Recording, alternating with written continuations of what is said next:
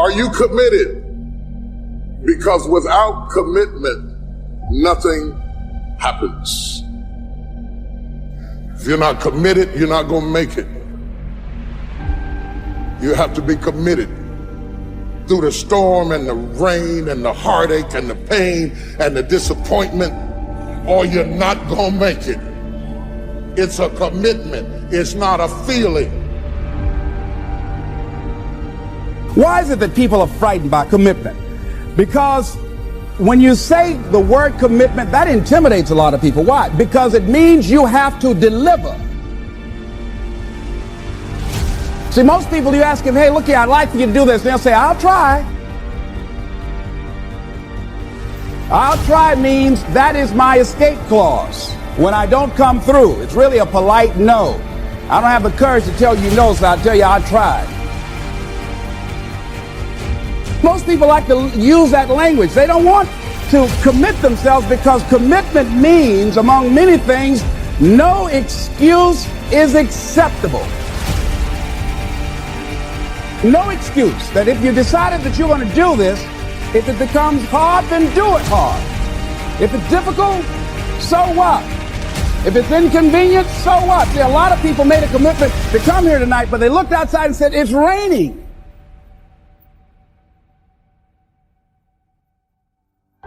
The temperature dropped. It's cold outside. And they decide to give up on their commitment.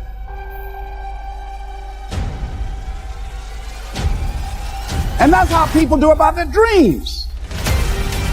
When you're committed to an outcome, there are no excuses. There are no stories. There are no reasons not to achieve it. But if you're interested in an outcome, you will do what's convenient. You'll come up with excuses, stories, reasons to support your convenience desire. And so here's my question for you. Are you interested or are you committed? The universe responds to the man or woman that refuses to be denied.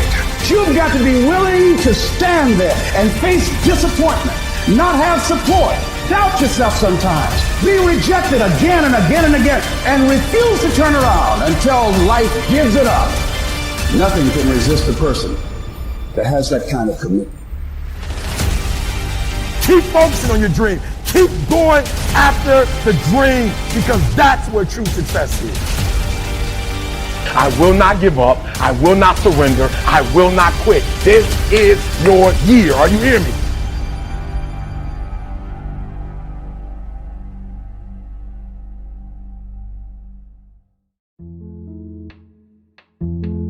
You know, I became a great counselor when I became a great listener. And it's not so much what you do on stage, but counseling couples will teach you to be a great translator. You know, she's not saying that. What she's really saying is, you know, and I found myself like I was at the United Nations translating between two people who live together. They live together, they sleep together, they have sex together, they make babies together, but they don't talk together. And a lot of times, that's why divorce is so painful, because sometimes you divorce over what you didn't understand, not because you didn't care. And it's a slow, painful death that takes longer than it does for the ink to dry. It's going to go on for a long time because you often walked away from somebody who had what you needed, but they didn't know how to give it, or didn't understand that you needed it. And I've watched this happen so much that after you bury enough relationships and bury enough people, and then you have to realize that I see people when life gets serious, when a baby's born mongoloid, when somebody's dying of COVID, when somebody's about to get married or somebody's about to get buried. And there's something about those types of situations where people get real. So I don't meet your pretender, your ambassador, your representative, your facade, your camouflage. I get to meet you when you're raw. And that helps a lot. So you don't have to necessarily go out here and be a preacher to do this. But when people are raw, don't run. Most of us, when somebody's really hurting or somebody died or they're going through a divorce, we run. Don't run from them, run into them. And don't come to fix them, just to listen. Because the best thing you can do as a friend is to listen. And I guarantee you, your words of encouragement will be helpful and whatever you do will be nice, but you will leave with more than what you gave, because you will learn something about the human experience that you can use over and over again, and that will help you with your own pathology and your own issues, because we're not far removed from each other, not nearly as far removed as the press would have us think. We live in a polarized society where I didn't come up in that way. We had the 6 o'clock news. Everybody heard the same news. Everybody was exposed to the same truth. We might have had different opinions about it, but we had one centralized feeding station. Now, you can get news in your flavor. It's like Baskin Robbins, you know. So you can get news. You don't like Rocky Road? Come on over here and get some of this strawberry. And then the worst part about it is, then you think that strawberry is absolute.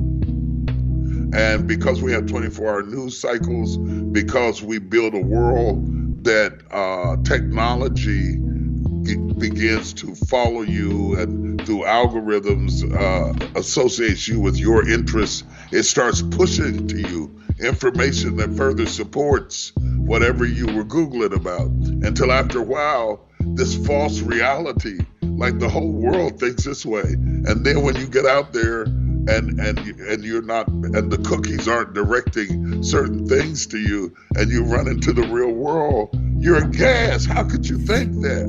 You know, look at how many things we have created to divide us, and how few things we have created to unite us. And communication actually unites us. So when I say don't drop the mic, if women had dropped the mic, they wouldn't have had the right to vote. If Dr. King had dropped the mic, we would still be living up under Jim Crow. If Abraham Lincoln had dropped the mic, we would still be in slavery. You know, look at all the times that somebody saying something changed our reality and our perception of normal. Whatever your answer is, you can do it right now, today, starting today, right? It's still possible. You can start doing that right now. It's empowering the present with the future. There is nothing stopping you from making it happen right now. You don't have to feel that way when you're 70. You don't have to feel that way when you're 80. You never, ever have to feel that way if you start doing it right now. And you can do it right now. Even if it feels impossible, you can start working on it right now. You can start trying right now. You can start making plans right now, because you're not there yet. All that thinking, that overthinking, that thinking too big. Thinking big is about dreams. Thinking big is about goals. Thinking big is about your heart and your soul and figuring out what you want. Then once you do that and you think big and you see where you're headed, boom, you gotta come back and you gotta go brick by brick to make that vision stick. The future, we don't know. The past, it's gone. Now, the only thing you can deal with is what's right here, right now. And if you look, the sand is always moving. Point is this. This is all we've got right here, right now. We don't know how much we have left in the future, but we do know what we've got now. And I have found the people that win are the people who make up their mind. They're not going to waste the minutes. They're going to be productive. They're going to make it happen every minute.